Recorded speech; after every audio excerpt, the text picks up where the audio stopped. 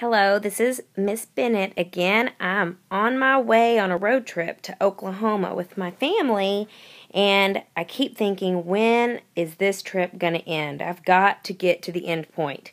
And then my brain starts going on to math again, thinking I need to do a video about how to determine the missing endpoint.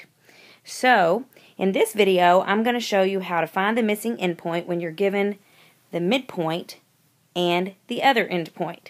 So, in this example, you'll see I've got the point -6, 4 as one of the endpoints, and we will say -2, 1 is the midpoint, and if I want you to locate the other endpoint, we can actually see that it's pretty easy on the graph. We can just name that point there.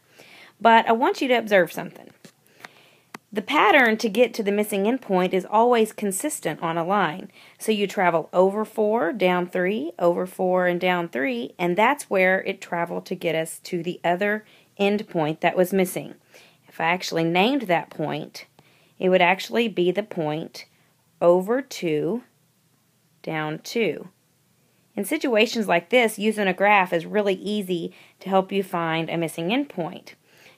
However, sometimes the points aren't quite as nice, because if I tell you in this example that one of the endpoints is -6, 4, and the middle point is -3, -3, you'll notice that the other endpoint way down and way over is probably off the graph. So that's kind of frustrating. So what do you do when the points are off the graph? Well, I'll start over. What I would do, sorry about that, is I would just take my 2 points and I'd stick them on a table, since I can't actually draw on my graph because it goes off the graph. And I would put the green point, -6, 4, on the table. I'd put the middle point, -3, -3, on the table, and I would go in search of the other end point. And I would recall that linear patterns are always consistent.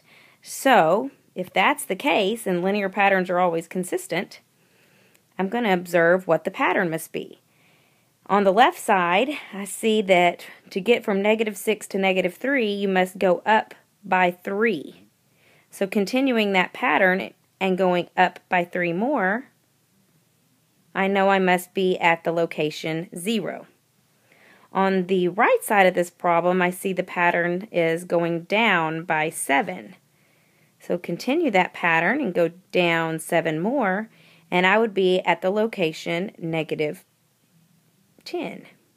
So I know the missing endpoint that's way down here off my grid down here is over 0, down 10, or the point 0, -10.